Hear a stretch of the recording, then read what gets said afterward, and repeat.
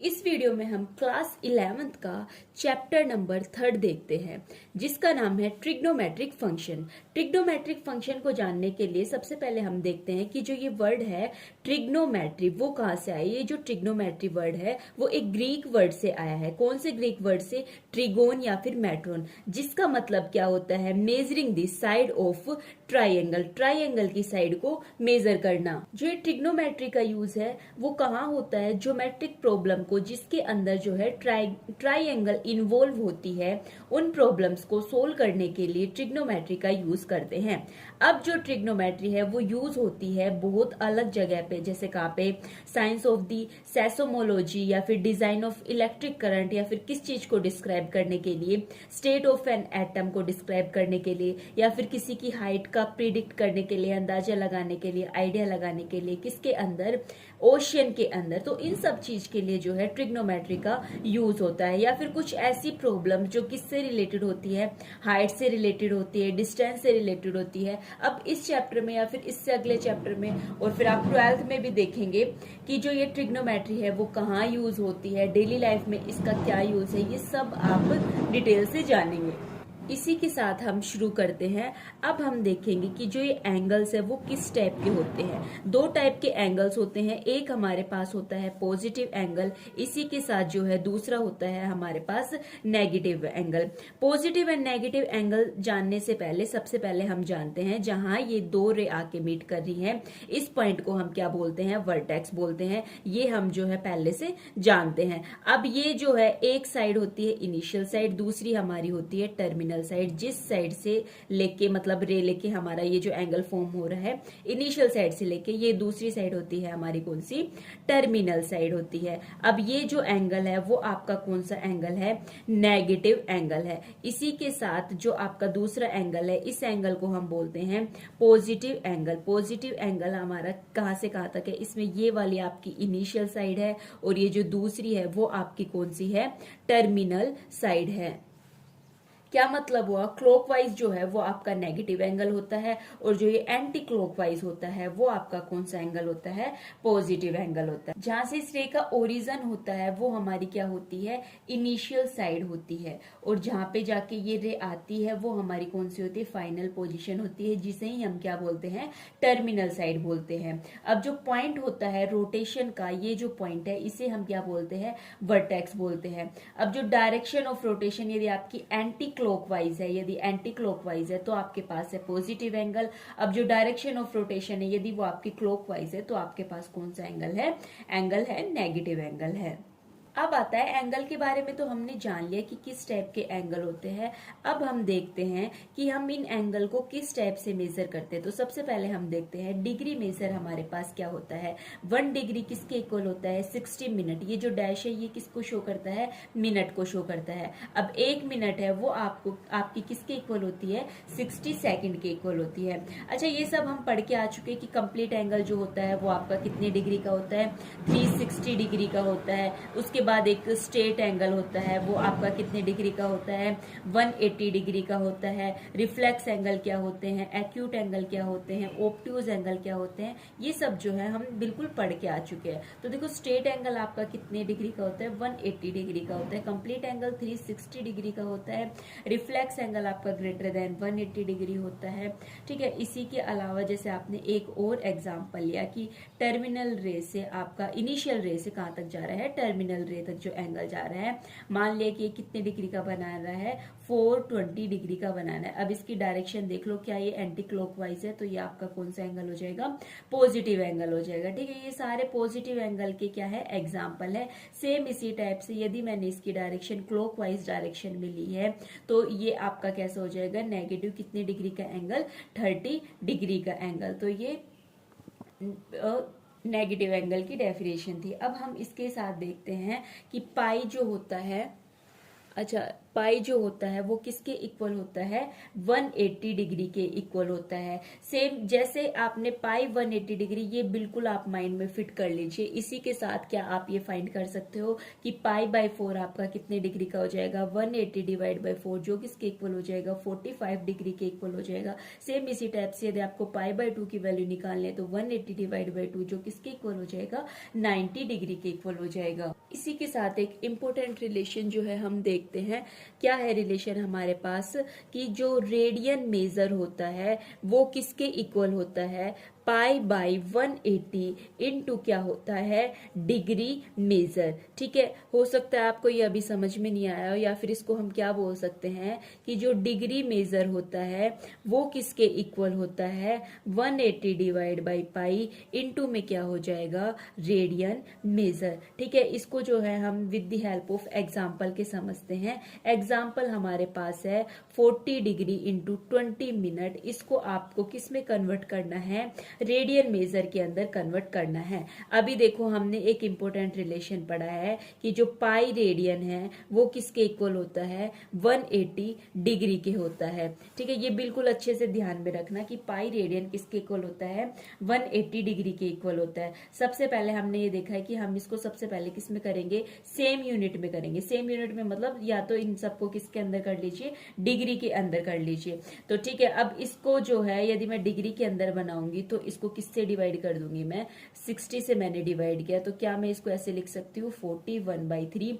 अभी आपकी जो है मिक्स्ड फ्रैक्शन फॉर्म में आ चुकी है। जब इसको मिक्स्ड फ्रैक्शन फॉर्म से मैं सोल्व करूंगी तो ये कितना हो जाएगा, 121 बाई क्या हो जाएगा, 3 हो जाएगा। लेकिन ये किसके अंदर है, डिग्री के अंदर है। यदि मेरे को इसको रेडियन में कन्वर्ट करना है तो मैं इसको क्या लिखूंगी, इंटू क्या लिखूंगी, पाई बाई 180। ठीक है, और अब ये आपका किसके अंदर आ गया, रेडियन के अंदर है। ये देखो ये अभी डिग्री के अंदर था तो मैंने इसको पाई बाई 180 से मल्टीप्लाई करके किसके अंदर कन्वर्ट कर दिया है, रेडियन के अंदर कन्वर्ट कर दिया है। तो आपका यही हो जाएगा 121 पाई डिवाइड बाई 540 रेडियन। तो जब आपको इसको किसके, ये डिग्री के अंदर दिया हुआ था, आपको इसको किसके अंदर कन्वर्ट करना था, रेडियन के अंदर कन्वर्ट करना था। तो इस टाइप से करेंगे। एक और एग्जांपल देख लेते हैं जिसके अंदर हमें क्या दिया हुआ है, 6 रेडियन दिया हुआ है। इस बार रेडियन दिया हुआ है, इसको आपको किसके अंदर कन्वर्ट करना है, डिग्री के अंदर कन्वर्ट करना है। तो इसको हम कैसे करेंगे, जैसे हमें पता है पाई रेडियन किसके इक्वल होता है, 180 डिग्री के इक्वल होता है। सेम इसी टाइप से ये आपको 6 रेडियन की वैल्यू निकालनी है। तो कैसे निकालोगे,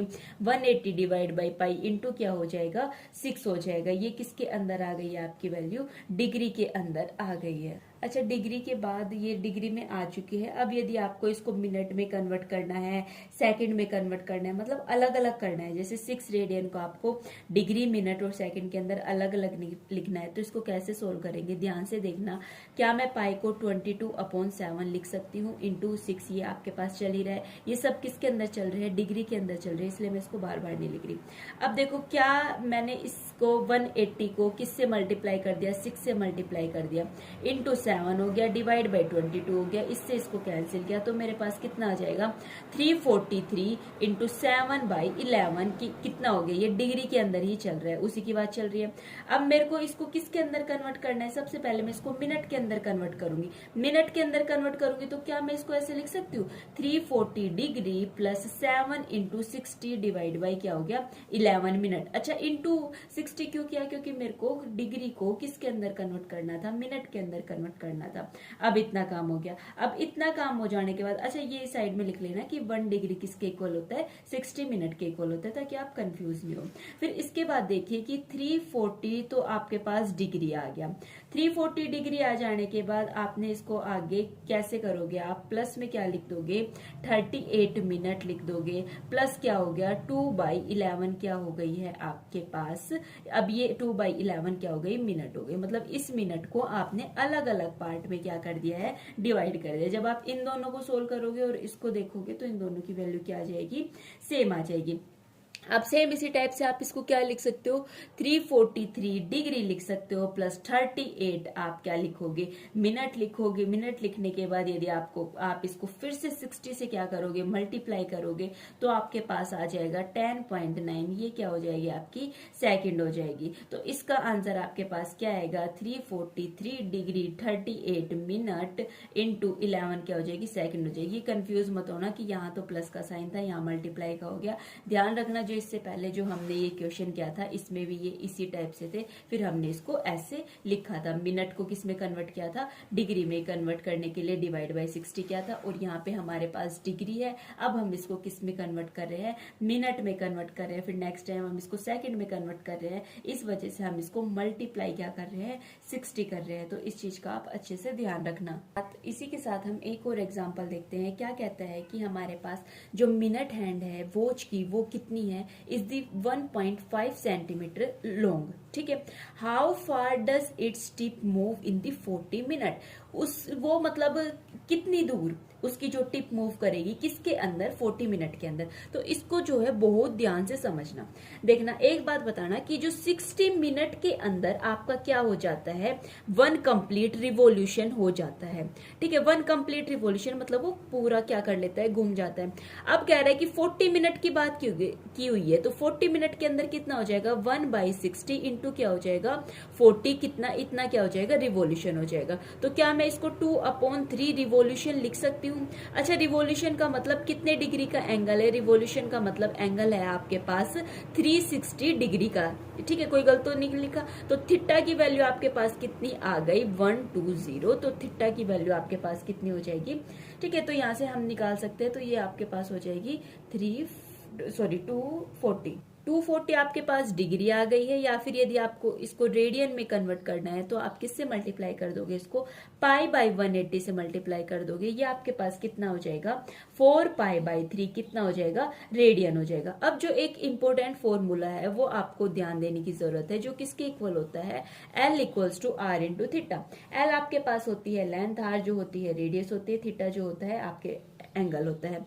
अभी जो है हमें इसकी लेंथ ही फाइंड करनी है, how far does it the tip move. तो एल की वैल्यू फाइंड करनी है। रेडियस आपको दी हुई है कि उसकी जो वॉच मिनट हैंड की जो है वो कितनी है, 1.5 सेंटीमीटर है। थीटा जो एंगल है आपके पास कितना हो गया, 4π/3। तो आर की जो वैल्यू है ये आपकी इतनी आ चुकी है। अब देखिए ये है आपकी लेंथ, तो इसकी वैल्यू किसके अंदर आएगी, सेंटीमीटर के अंदर आएगी। तो जब आप इसको सोल्व करोगे तो हो जाएगा 6.28 क्या हो जाएगी, सेंटीमीटर। एक और एग्जांपल देखते हैं। ये कह रहा है कि जो आर्क है सेम लेंथ, अब देखो लेंथ आपके पास सेम दी हुई है, मतलब एल की वैल्यू जो है सेम है दोनों सर्कल के अंदर। जो कितना एंगल बना रहा है, एक इतना बना रहा है, दूसरा इतना बना रहा है, किस पे, उसके सेंटर पे।